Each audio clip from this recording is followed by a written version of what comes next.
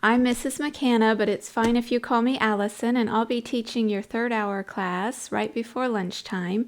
And we're going to be talking about a book called Little House in the Big Woods. And I talked with your moms, and we thought it might be best if you just listen to the chapter at home.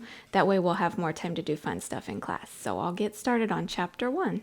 Okay, so here's our book, Little House in the Big Woods, and it's written by Laura Ingalls Wilder. We're going to try to take a video of the pages so you can follow along while I'm reading if you want to. Chapter 1, Little House in the Big Woods. Once upon a time, 60 years ago, a little girl lived in the big woods of Wisconsin in a little gray house made of logs. The great, dark trees of the big woods stood all around the house, and beyond them were other trees, and beyond them were more trees. As far as a man could go to the north in a day, or a week, or a whole month, there was nothing but woods. There were no houses. There were no roads. There were no people. There were only trees and the wild animals who had their homes among them. Wolves lived in the big woods, and bears and huge wild cats. Muskrats and mink and otter lived by the streams. Foxes had dens in the hills, and deer roamed everywhere. To the east of the little log house and to the west there were miles upon miles of trees, and only a few little log houses scattered far apart in the edge of the big woods. So as far as the little girl could see, there was only the one little house where she lived with her father and mother, her sister Mary, and baby sister Carrie. A wagon track ran before the house, turning and twisting out of sight in the woods where the wild animals lived, but the little girl did not know where it went, nor what might be at the end of it. The little girl was named Laura, and she called her father Pa and her mother Ma. In those days and in that place, children did not say father and mother, nor mama and papa, as they do now. At night, when Laura lay awake in the trundle bed, she listened and could not hear anything at all but the sounds of the trees whispering together. Sometimes far away in the night a wolf howled. Then he came nearer and howled again. It was a scary sound. Laura knew that wolves would eat little girls, but she was safe inside the solid log walls. Her father's gun hung over the door, and good old Jack, the brindle bulldog, lay guard before it. Her father would say, "Go to sleep, Laura. Jack won't let the wolves in." So Laura snuggled under the covers of the trundle bed close beside Mary and went to sleep. One night her father picked her up out of bed and carried her to the window so that she might see the wolves. There were 2 of them sitting in front of the house. They looked like shaggy dogs. They pointed their noses at the big bright moon and howled. Jack paced up and down before the door, growling. The hair stood up along his back, and he showed his sharp, fierce teeth to the wolves. They howled, but they could not get in. The house was a comfortable house. Upstairs there was a large attic, pleasant to play in when the rain drummed on the roof. Downstairs was the small bedroom and the big room. The bedroom had a window that closed with a wooden shutter. The big room had 2 windows with glass in the panes, and it had 2 doors, a front door and a back door. All around the house was a crooked rail fence to keep the bears and the deer away. In the yard in front of the house were 2 big, beautiful oak trees. Every morning, as soon as she was awake, Laura ran to look out of the window, and one morning she saw in each of the big trees a dead deer hanging from a branch. Pa had shot the deer the day before, and Laura had been asleep when he brought them home at night and hung them high in the trees so the wolves could not get the meat. That day, Pa and Ma and Laura and Mary had fresh venison for dinner. It was so good that Laura wished they could eat it all, but most of the meat must be salted and smoked and packed away to be eaten in the winter. For winter was coming. The days were shorter, and frost crawled up the window panes at night. Soon the snow would come. Then the log house would be almost buried in snowdrifts, and the lake and the streams would freeze. In the bitter cold weather, Pa could not be sure of finding any wild game to shoot for meat. The bears would be hidden away in their dens where they slept soundly all winter long. The squirrels would be curled up in their nests in hollow trees with their furry tails wrapped snugly around their noses. The deer and the rabbits would be shy and swift. Even if Pa could get a deer, it would be poor and thin, not fat and plump as deer are in the fall. Pa might hunt alone all day in the bitter cold in the big woods covered with snow and come home at night with nothing for Ma and Mary and Laura to eat. So as much food as possible must be stored away in the little house before winter came. Pa skinned the deer carefully and salted and stretched the hides, for he would make soft leather of them. Then he cut up the meat and sprinkled salt over the pieces as he laid them on a board. Standing on end in the yard was a tall length cut from the trunk of a big hollow tree. Pa had driven nails inside as far as he could reach from end to end. Then he stood it up, put a little roof over the top, and cut a little door on one side near the bottom. On the piece that he cut out, he fastened leather hinges. Then he fitted it into place, and that was the little door with the bark still on it. After the deer meat had been salted several days, Pa cut a hole near the end of each piece and put a string through it. Laura watched him do this. Then she watched him hang the meat on the nails in the hollow log. He reached up through the little door and hung meat on the nails as far as he could reach. Then he put a ladder against the log, climbed to the top, moved the roof to one side, and reached down inside to hang meat on those nails. Then Pa put the roof back on again, climbed down the ladder, and said to Laura, "Run over to the chopping block and fetch me some of those green hickory chips, new, clean, white ones." So Laura ran to the block where Pa chopped wood and filled her apron with the fresh, sweet-smelling chips. Just inside the little door in the hollow log, Pa built a fire of tiny bits of bark and moss, and he laid some of the chips on it very carefully. Instead of burning quickly, the green chips smoldered and filled the hollow log with thick, choking smoke. Pa shut the door, and a little smoke squeezed through the crack around it, and a little smoke came out through the roof, but most of it was shut in with the meat. "There's nothing better than good hickory smoke," Pa said. "That will make good venison that will keep anywhere in any weather." Then he took his gun, and slinging his axe on his shoulder, he went away to the clearing to cut down some more trees.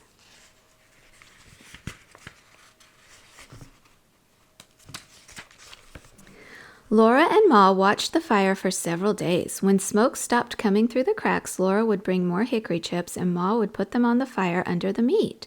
All the time there was a little smell of smoke in the yard, and when the door was opened, a thick, smoky, meaty smell came out. At last, Pa said the venison had smoked long enough. Then they let the fire go out, and Pa took all the strips and pieces of meat out of the hollow tree. Ma wrapped each piece neatly in paper and hung them in the attic where they would keep safe and dry. One morning, Pa went away before daylight with the horses and wagon, and that night he came home with a wagon load of fish. The big wagon box was piled full, and some of the fish were as big as Laura. Pa had gone to Lake Pepin and caught them with a net. Ma cut large slices of flaky white fish without one bone for Laura and Mary. They all feasted on the good fresh fish. All they did not eat fresh fish was salted down in barrels for the winter. Oh, I'm sorry. I misread that. All they did not eat fresh was salted down in barrels for the winter, so they saved it for the winter. Pa owned a pig. It ran wild in the big woods, living on acorns and nuts and roots. Now he caught it and put it in a pen made of logs to fatten. He would butcher it as soon as the weather was cold enough to keep the pork frozen. Once, in the middle of the night, Laura woke up and heard the pig squealing. Pa jumped out of bed, snatched his gun from the wall, and ran outdoors. Then Laura heard the gun go off once, twice. When Pa came back, he told what had happened. He'd seen a big black bear standing beside the pig pen. The bear was reaching into the pen to grab the pig, and the pig was running and squealing. Pa saw this in the starlight, and he fired quickly, but the light was dim, and in his haste he missed the bear. The bear ran away into the woods, not hurt at all. Laura was sorry Pa did not get the bear. She liked bear meat so much. Pa was sorry too, but he said, "Anyway, I saved the bacon." The garden behind the little house had been growing all summer. It was so near the house that the deer did not jump the fence and eat the vegetables in the daytime, and at night Jack kept them away. Sometimes in the morning there were little hoof prints among the carrots and cabbages, but Jack's tracks were there too, and the deer had jumped right out again. Now the potatoes and carrots, the beets and turnips and cabbages were gathered and stored in the cellar, for freezing nights had come. Onions were made into long ropes, braided together by their tops, and then were hung in the attic beside wreaths of red peppers strung on threads. The pumpkins and the squashes were piled in orange and yellow and green heaps in the attic's corners. The barrels of salted fish were in the pantry, and yellow cheeses were stacked on the pantry shelves. Then one day Uncle Henry came riding out of the big woods. He'd come to help Pa butcher. Ma's big butcher knife was already sharpened, and Uncle Henry had brought Aunt Polly's butcher knife. Near the pig pen, Pa and Uncle Henry built a bonfire and heated a great kettle of water over it. When the water was boiling, they went to kill the hog. Then Laura ran and hit her head on the bed and stopped her ears with her fingers so she couldn't hear the hog squeal. "It doesn't hurt him, Laura," Pa said. "We do it so quickly." But she didn't want to hear him squeal. In a minute, she took one finger cautiously out of an ear and listened. The hog had stopped squealing. After that, butchering time was great fun. It was such a busy day with so much to see and do. Uncle Henry and Pa were jolly, and there would be spare ribs for dinner, and Pa had promised Laura and Mary the bladder and the pig's tail. As soon as the hog was dead, Pa and Uncle Henry lifted it up and down in the boiling water till it was well scalded. Then they laid it on a board and scraped it with their knives, and all the bristles came off. After that, they hung the hog inside a tree and took out the insides and left it hanging to cool. When it was cool, they took it down and cut it up. There were hams and shoulders, side meat and spare ribs and belly. There was the heart and the liver and the tongue and the head to be made into head cheese, and the dishpan full of bits to be made into sausage. The meat was laid on a board in the back door shed, and every piece was sprinkled with salt. The hams and the shoulders were put to pickle in the brine, for they would be smoked, like the venison, in the hollow log. "You can't beat hickory-cured ham," Pa said. He was blowing up the bladder. It made a little white balloon, and he tied the end tight with a string and gave it to Mary and Laura to play with. They could throw it into the air and spat it back and forth with their hands, or it would bounce along the ground and they could kick it. But even better fun than a balloon was the pig's tail. Pa skinned it for them carefully, and into the large end he thrust a sharpened stick. Ma opened the front of the cook stove and raked hot coals out into the iron hearth. Then Laura and Mary took turns holding the pig's tail over the coals. It sizzled and fried, and drops of fat dripped off of it and blazed on the coals. Ma sprinkled it with salt. Their hands and their faces got very hot, and Laura burned her finger, but she was so excited she didn't care. Roasting the pig's tail was such fun that it was hard to play fair, taking turns. At last it was done. It was nicely browned all over, and how good it smelled. They carried it into the yard to cool it, and even before it was cool enough, they began tasting it, and it burned their tongues. They ate every little bit of meat off the bones, and then they gave the bones to Jack. And that was the end of the pig's tail. There would not be another one until next year. Uncle Henry went home after dinner, and Pa went away to his work in the big woods, but for Laura and Mary and Ma, butchering time had only begun. There was a great deal for Ma to do, and Laura and Mary helped her. All that day and the next, Ma was trying out the lard in big iron pots on the cook stove. Laura and Mary carried wood and watched the fire. It must be hot, but not too hot, or the lard would burn. The big pots simmered and boiled, but they must not smoke. From time to time, Ma skimmed out the brown cracklings. She put them in a cloth and squeezed out every bit of the lard, and then she put the cracklings away. She would use them to flavor Johnny cake later. Cracklings were very good to eat, but Laura and Mary could have only a taste. They were too rich for little girls, Ma said. Ma scraped and cleaned the head carefully, and then she boiled it till all the meat fell off the bones. She chopped the meat fine with her chopping knife in the wooden bowl. She seasoned it with pepper and salt and spices. Then she mixed the pot liquor with it and set it away in a pan to cool.